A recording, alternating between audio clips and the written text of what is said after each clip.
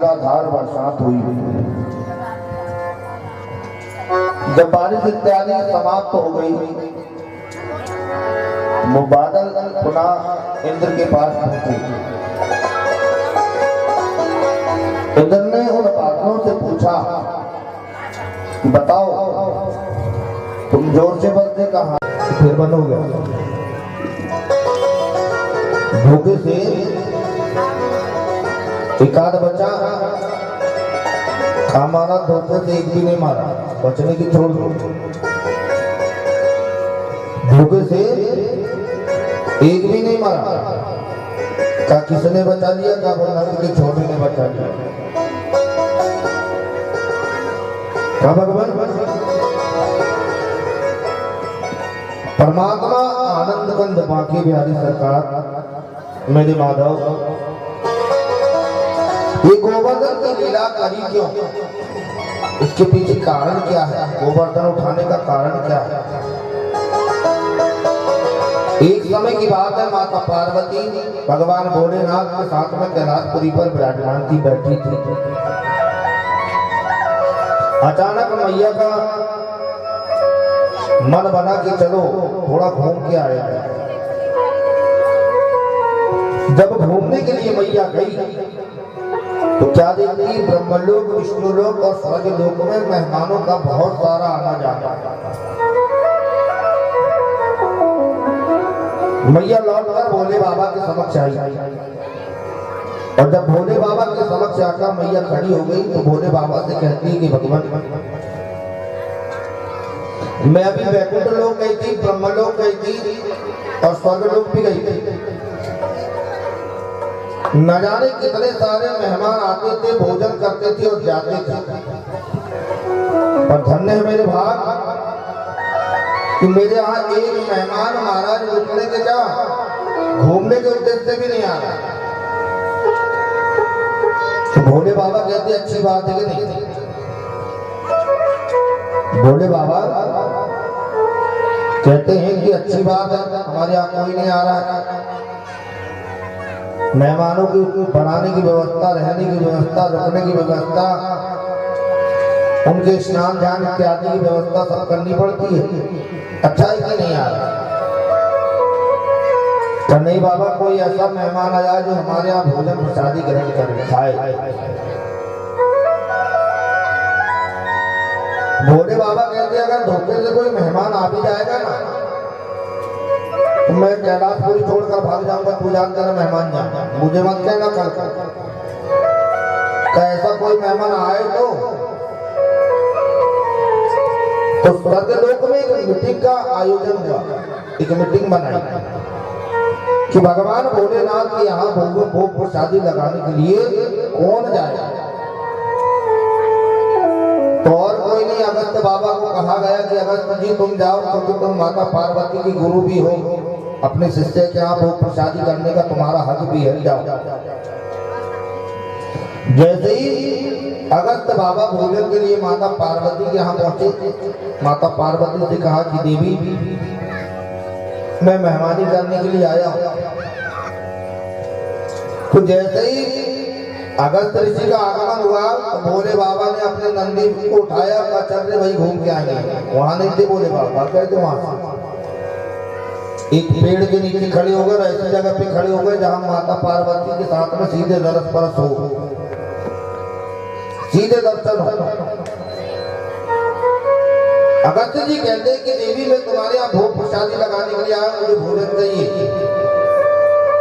माता कहती ठीक है भगवान आप बैठो, मैं अभी भोग प्रसादी बनाती हूँ। भोले बाबा की तरफ देखा कि देखो मेरे गुरुजी महाराज आए भोजन करने के लिए, भगा दे उसको, कहते भगा, तेरे गुरुजी अच्छे है, भगा। नहीं नहीं, मैं मेरे गुरुजी को भोजन कराऊंगी। अब तू जानता नहीं वाला जा। माता कहती बाबा बैठो, मैं तनिक भोग प्रसादी बना दूं। तो स्वयं मेरे बाबा कहते हैं अगस्त जी का देवी अभी भोजन करने के मूड में नहीं है। आज के दिन, आज का समय और आज के दिन नक्षत्र तिथि याद रखना। मैं 1 साल के बाद में आऊंगा, 1 साल के बाद। और भोग प्रसादी इत्यादि ग्रहण करूंगा और भोग लगाकर जाऊंगा।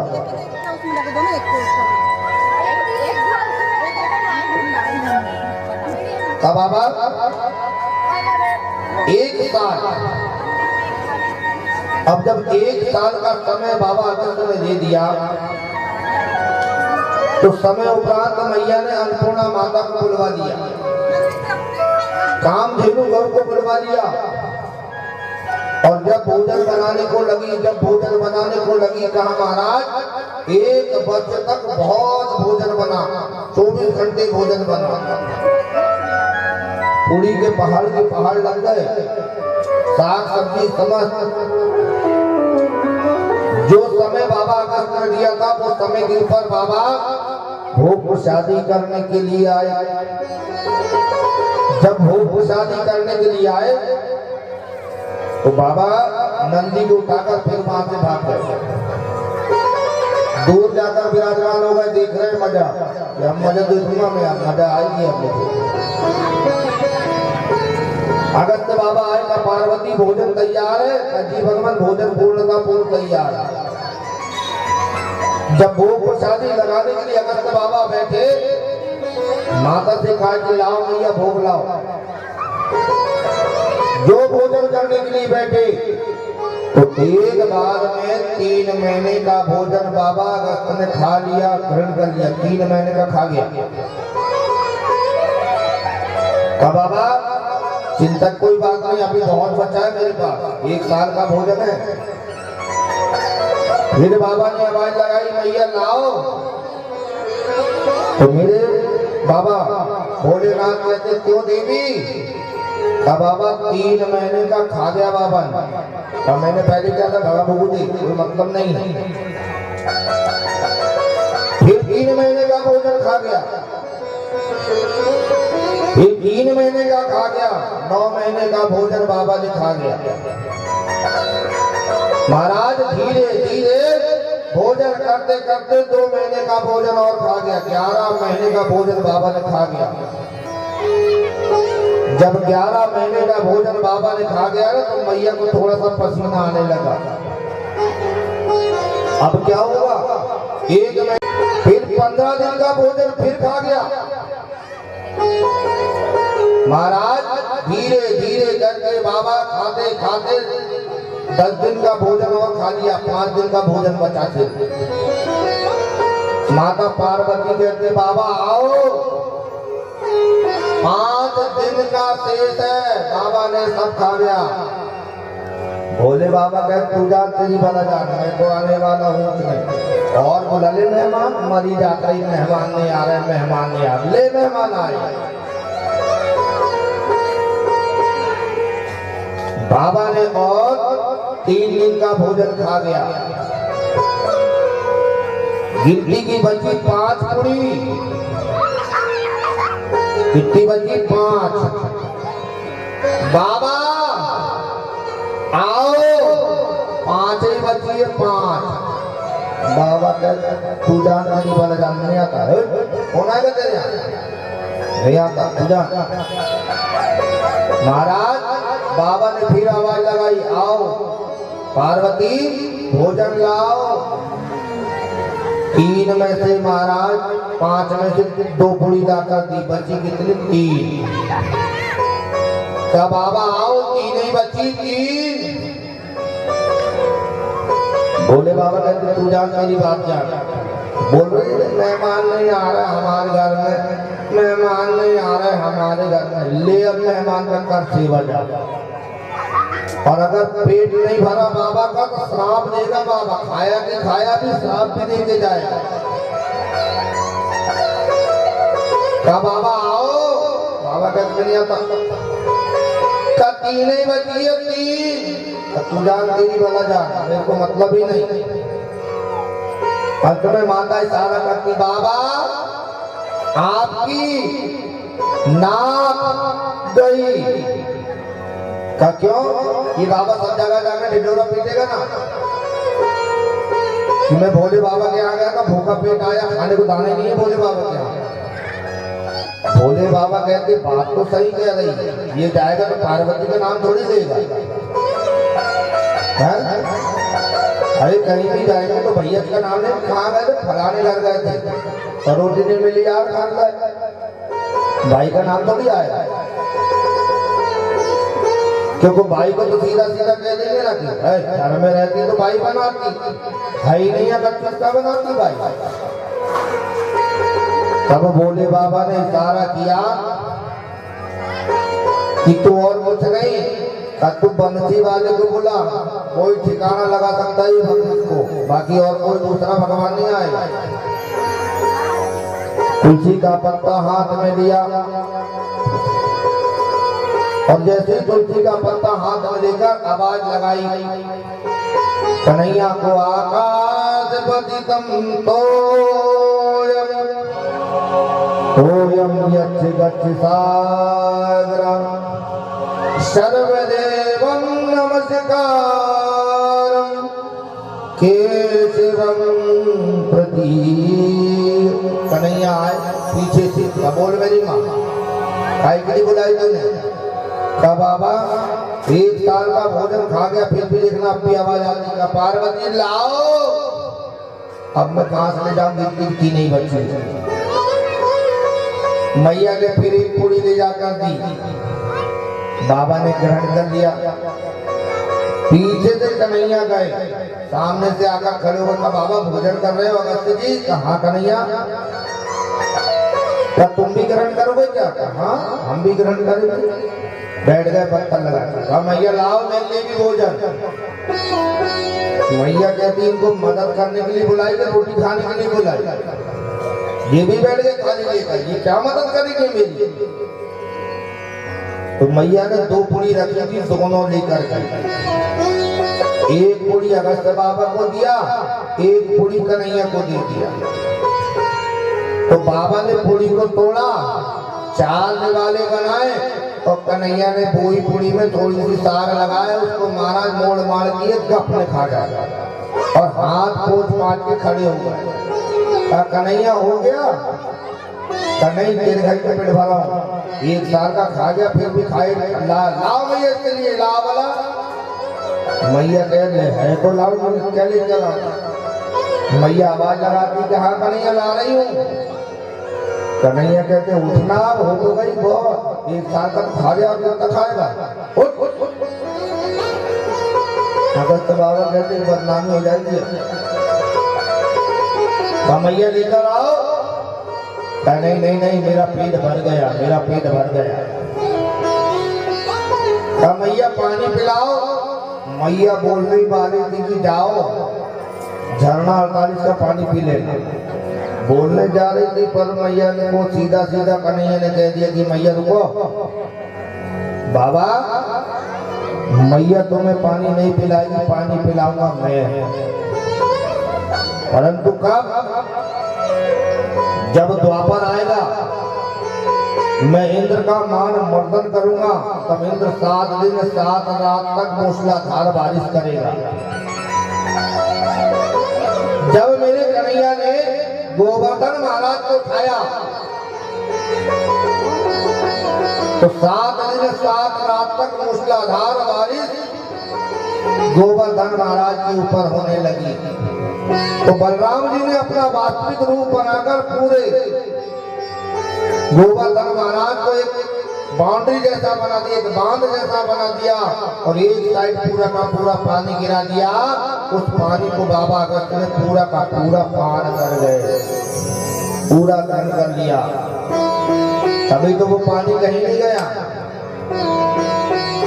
इतना पानी अगर गिर के पृथ्वी पर जाता तो पृथ्वी जलमय हो जाती। पूरा का पूरा पानी अगस्त्य बाबा पी गए।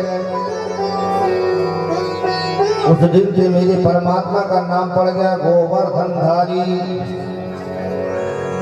का परमात्मा एक दिन गौ लेकर यमुना किनारे किनारे मेरे परमात्मा आनंद कंद गौ को चरण कर रहे थे, गौ को चारण करा रहे थे। उसी समय इंद्रदेव महाराज ऐरावत हाथी से आए और ऐरावत हाथी से आने के बाद ऐरावत हाथी की गले की घंटी निकालकर यमुना जी के जल से मेरे परमात्मा के चरणों का जलाभिषेक किया और साथ ही क्षमा मांगी कि प्रभु आज हुई तो हुई गलती, दोबारा ऐसी गलती कदापि नहीं होगी। समय धीरे धीरे अग्रसर की भावना से बढ़ रहा है और जैसे अग्रसर की भावना से मेरी परमात्मा बढ़ रहे तो एक दिन कन्हैया वन में बैठकर चिंता में बैठे थे। जब चिंता में मेरे परमात्मा विराजमान थे, अचानक दाऊ भैया ने पूछ लिया कि भैया लाला आज चिंता में क्यों है। जैसे ही चिंता की बात पूछी उस समय कन्हैया की आंखों से अश्रु धारा बहने लगी, रोने लगे। का कन्हैया क्यों रो रहा है। कन्हैया कहते हैं कि बलराम जी आज मुझे ना मेरी मैया बाबा की याद आ रही है, बहुत याद आ रही है मुझे मेरी माँ। क्यों?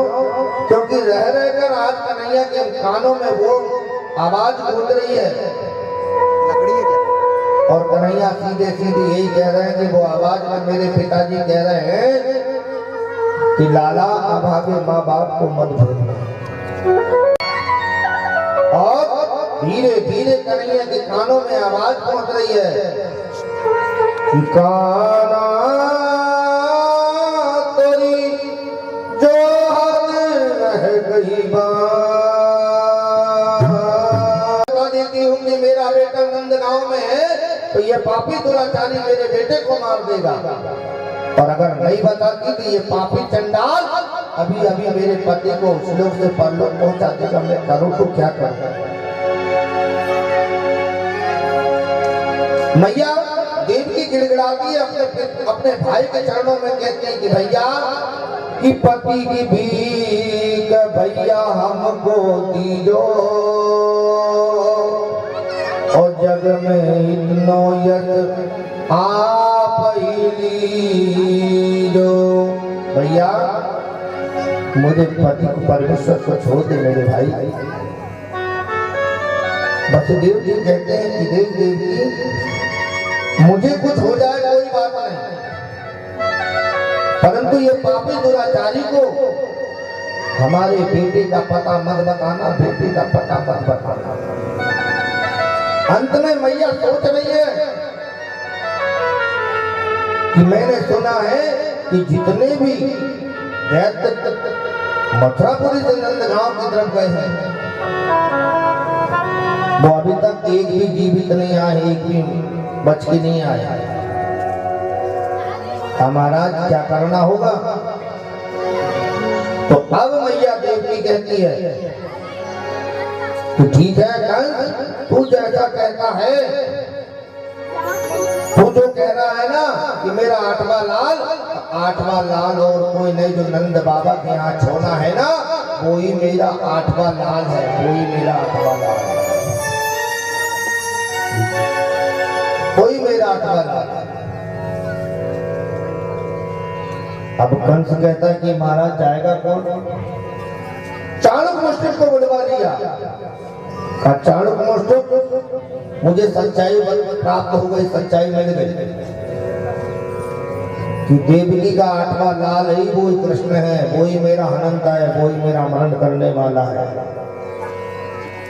अब क्या किया जाए। तो चाणक्य मुष्टिक से कहती है कि जाओ चाणक्य मुष्टिक कृष्ण बलराम को लेकर आओ, क्योंकि रात में हमारे यहाँ शादी की कथा है। भगवान श्री का रुक्मिणी मंगल रात में होगा आज हमारे यहाँ,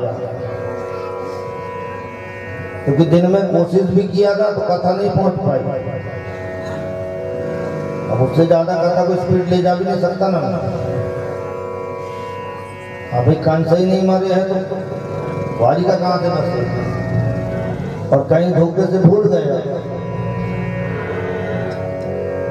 एक जगह ऐसे ही तो रात की कथा में हम परमात्मा को ब्रजमंडल से कंस की नगरी पहुंचाएंगे और रात में भगवान श्री की शादी की कथा कहेंगे। और शादी की कथा भी कहेंगे तो बड़े अच्छे से कहेंगे। शादी में कई प्रकार की बातें होती हैं, कई प्रकार की गाने गीत भी होगी। कमेंट्स आए थे यार, सब्सक्राइबर लोग बोल रहे थे आवाज बहुत अच्छी है, तेरी गलियों का हूँ वहाँ से एक लाइन में तक गाने के नाम बढ़िया हाँ आओ यार, कमेंट्स आए थे, मैंने बोला ठीक है कोशिश करते हैं बोल के। भगवान कृष्ण को आज होगा तो कल होगा। गाड़ी हाँ, आज बड़ी प्रेम से बात श्रवण कराएंगे। क्या गा रहे हैं? दिन मैं ये बड़े गुनगुना रहे थे मेरे पास।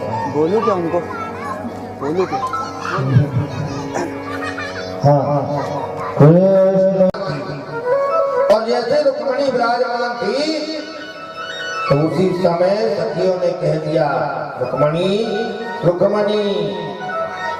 तो रुक्मिणी मैया तो परमात्मा के नाम में लगी थी,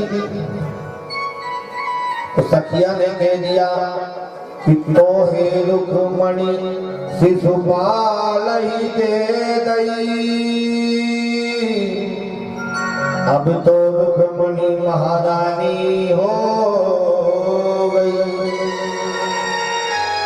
रुक्मिणी तेरा विवाह संस्कार पक्का हो गया। पर कितने दिन बच्चे? पर थोड़े से दिन बच्चे। उसी समय मैया संध्या पूजन की थाल सजाती है और पूजन की थाल सजाकर मैया गिरजा भवानी के मंदिर जाती है। और कैसी जाती है? लेके पूजन की थाली लारी लारी, लेके पूजन की थाली। मेरे को यहाँ ऐसा लग रहा है कि मैं ही भल बोल रहा हूँ और पीछे जितने मेरे भैया लोग हैं ना, बस कोई बस बोल रहा, बाकी कोई हरी भरी नहीं। तुम होगा मैं तुम्हें की बात कर रहा हूँ, भैया लोगों की बात कर रहा हूँ, भाई लोग थोड़ी कर रहा हूँ, तुम्हारी बात कर रहा हूँ।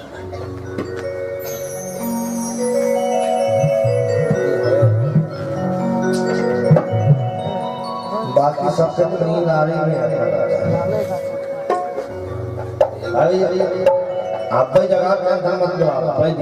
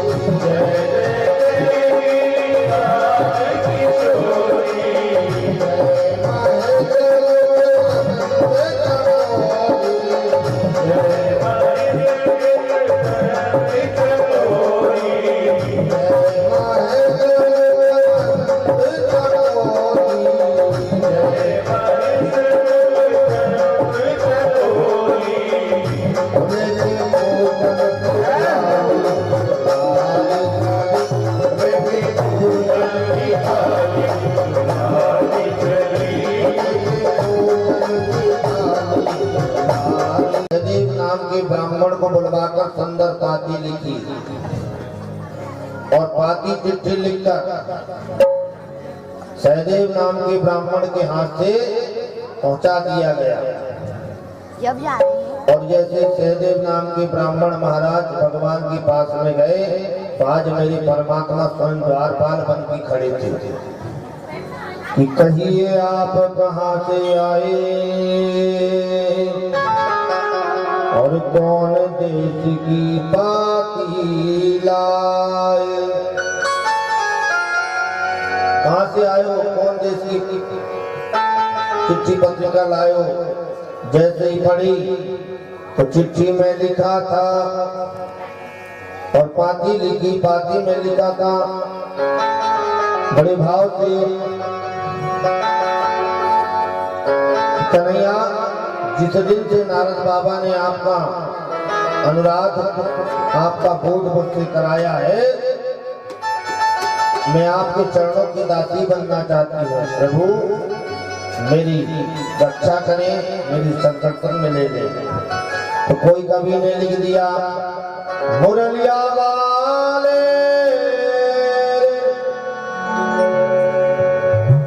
सबरिया प्यारे हो कन्हैया हो मेरा दिल तुझ पे कुर्बा मुरलिया वाले मुरलिया वाले कहाँ गए हमारे गोलू भैया टेंट वाले क्या महाराज जैसे मेरे परमात्मा के यहाँ पर सहदेव नाम के ब्राह्मण गए ब्राह्मण को मेरे परमात्मा ने भोग प्रसादी निज निवास पर चढ़ा दिया सबसे पहले मेरे परमात्मा आनंद कंद बांके बिहारी सबरिया मेरे रघुनाथ मेरी यादवन सरकार सबसे पहले मैया रोहिणी के पास में गए क्या भाभी शादी करनी है तो शादी करना है तो कब करना है कब भी करना है कब भी बिल्कुल अब भी सारी कन्या शादी विवाह में समय लगता है कब पहले लड़की ढूंढना पड़ता है किसी के घर जाना पड़ेगा तब लड़की इत्यादि लेकर आएंगे तब तो विवाह संस्कार अब अभी शादी अभ्यस्त करना बात करता लड़की का मैंने देख के रख लिया तो क्या तुम्हारे भैया की बात कर भैया की बात करते तो बहुत समय व्यतीत हो जाएगा बस जाना है रथ पे बैठाना और भगा के लाना बात खत्म शादी विवाह होती रहेगी मैया रोहिणी मैया देवती कहने लगी रे कन्हैया ऐसा नहीं होता क्या तुम मदद कर रहे हो क्या नहीं कन्हैया कहती पहली डाल पकड़ा था वही टूट गई अब दूसरे किसको मनाओ सीधे सीधे भागते जा रहे हैं रास्ते में बलराम जी मिल गए बलराम जी से पूछ लिया था बलराम जी शादी करना है भैया तो कब करना काफी तत्काल तो तत्काल कैसे हो जाएगी तत्काल कैसे हो जाएगी शादी विवाह का उसके लिए भी समय लगेगा ना का भैया जाना है रथ पे बैठाना है भगा के लाना है बलराम जी ने भी डांट फटकार के भगा दिया ये सीधे देवती के पास कोना पहुंचे का भाभी ये चिट्ठी आई है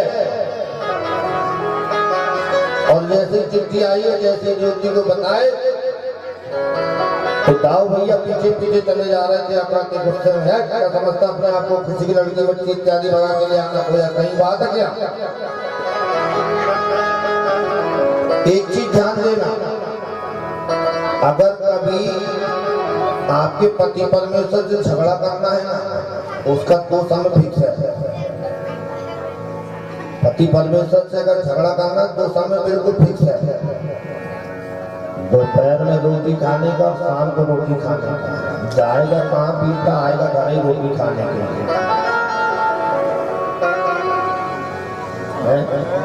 वो समय बिल्कुल पक्का है रोटी खाने के समय में देख लो और झगड़ा करो और दो रोटी और खिलाओ सही बात है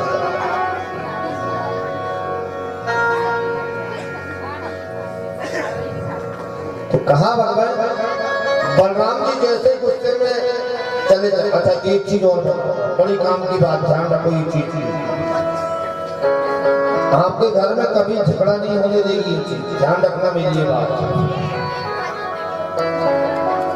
में लाल किले होते गए बढ़िया मैया रोहिणी ने बढ़िया देवती ने भोजन की थाल सजाई और गुस्सा कब आता मालूम है देखो भी अपने घर में मस्त हो गए मोबाइल फोन वो मोबाइल फोन लगाने भगवान का कार्य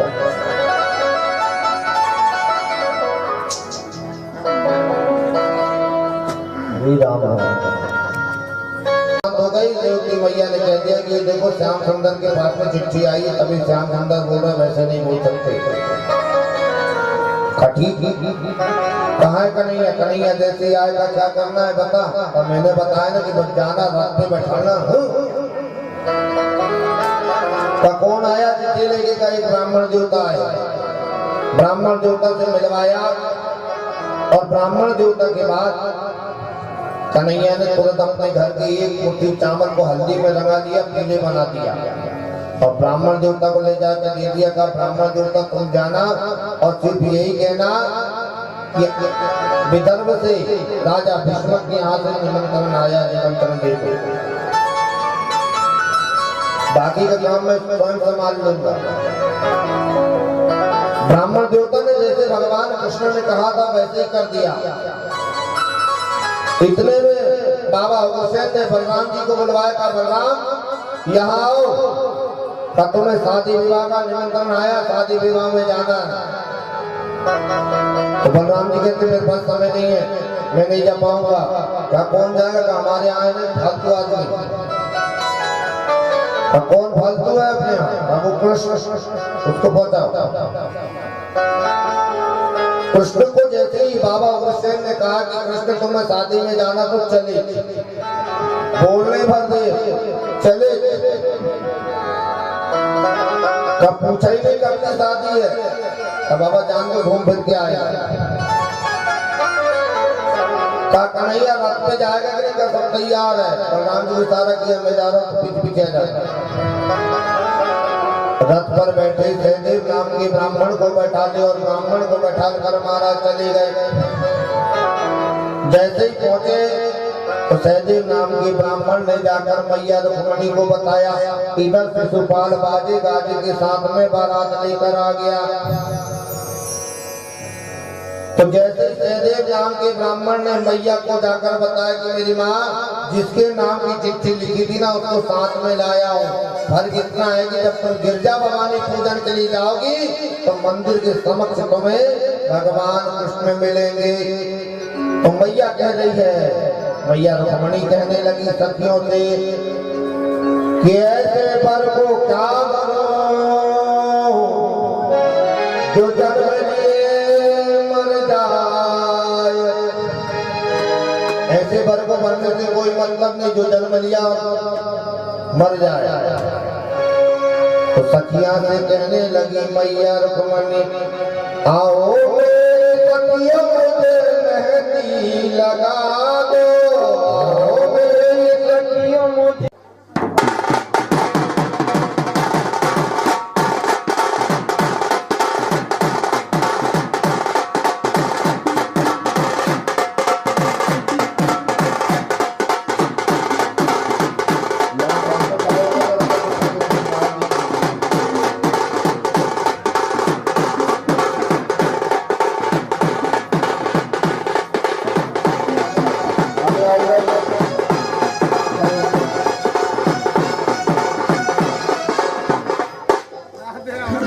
देखो मैं तब मेरे को श्रृंगार देखने तब मैं शादी इत्यादि करवाऊंगा, मैं तो नहीं करवाऊंगा।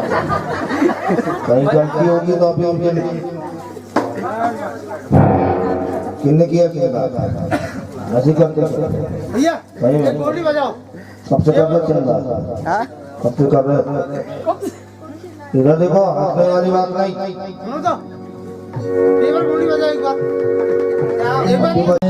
तेरा किसने किया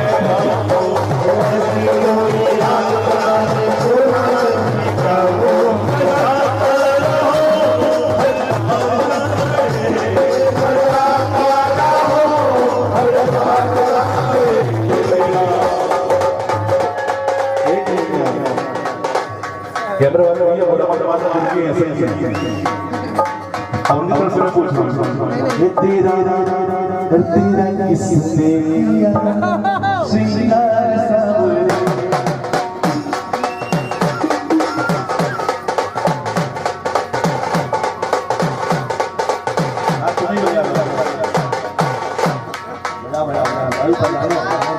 तेरा किसने किया श्रृंगार सावरे तेरा किसने किया श्रृंगार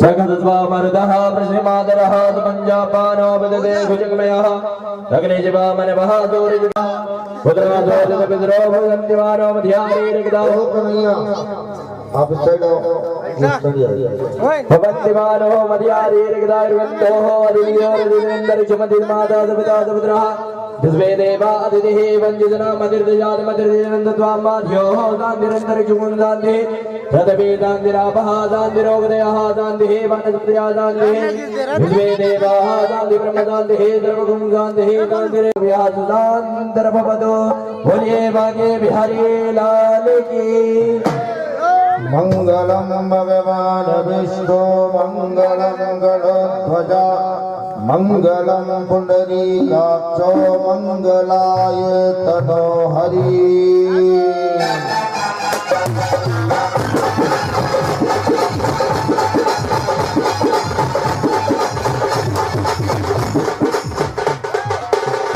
सर्वमंगलमांगल्ये शिवे सर्वार्थसाधिके शरण्ये त्र्यंबके गौरी नारायणी नमोस्तुते। चलो